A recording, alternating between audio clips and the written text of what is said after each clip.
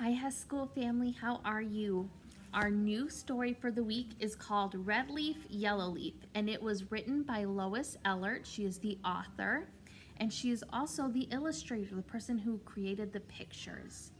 Now, we're going to talk about the different parts of our book. What part is this called? Do you remember? This is the front cover. What is this part? The back cover. And what is this that holds it all together? The spine. This is the spine.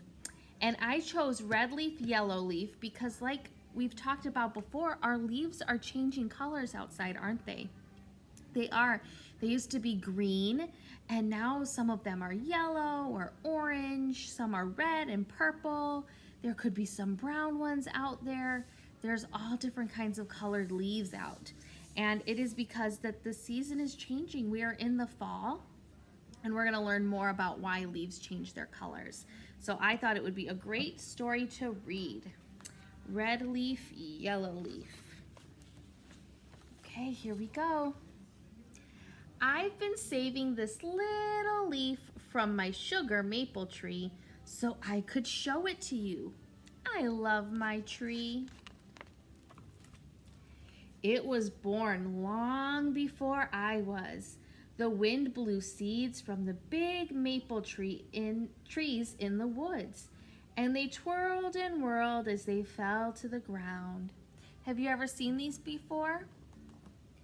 Outside, yeah, sometimes we call them helicopters.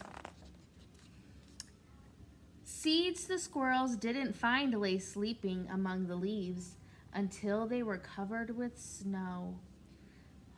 See a squirrel? When spring sun warmed the seeds, they sprouted and sent roots down into the soil. Tiny leaves unfolded on their stems. Stems, that's one of our vocabulary words. Because a pumpkin has a stem, right? And so do flowers and leaves. Yes. And it said when the spring sun warmed the seeds. Why do you think that the seeds need to be warm?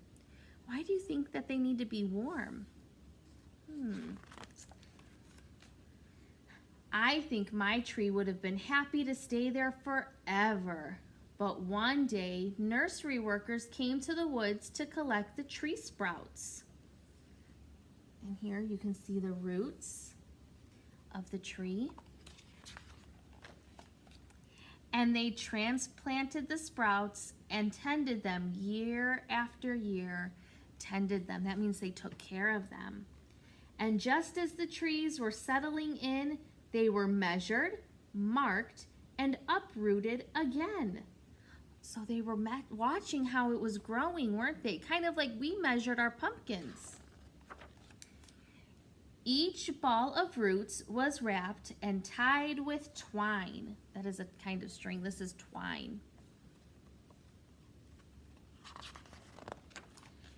My tree was loaded onto a truck filled with other trees and delivered to the garden center. This tree is on the move. We went there in the fall and I picked out my tree. Dad had a hole already dug waiting for it. When we got home, we lowered my tree into the hole. I held the trunk, which is this part of the tree, while Dad covered the roots with soil. And soil is dirt. You can see all the dirt in there with the worms. Yes. Why do you think that they had to dig a hole for his tree? Why couldn't they just put it right on the ground? Why do you think that is? Because its roots needed to go into the ground, right? And it needed to spread. So it needs to be planted. Just like we plant regular plants, trees have to be planted too.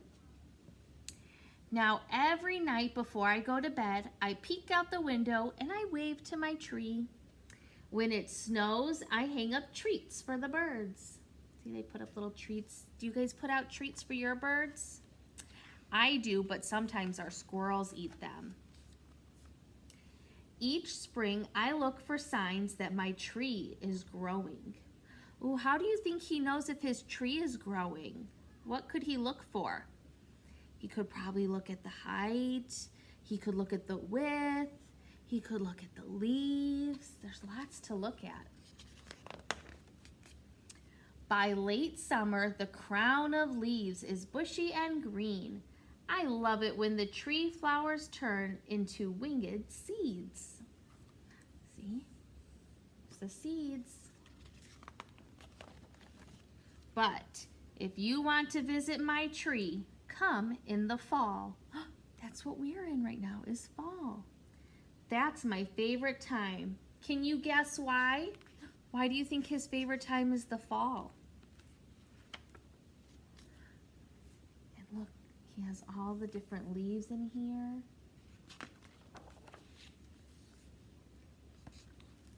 The end. All right, my friends, I hope you enjoyed our story today and that you learned some things about how trees grow. Sometimes, like I said, or like the book said, they're planted and then once they grow a little bit, then they get taken out, and you can go to nurseries, plant nurseries, or to the store, maybe sometimes Home Depot or Menards. They sell trees too. And you can take them and you can plant them in the springtime, and then it can grow, and it can grow into a big, beautiful tree.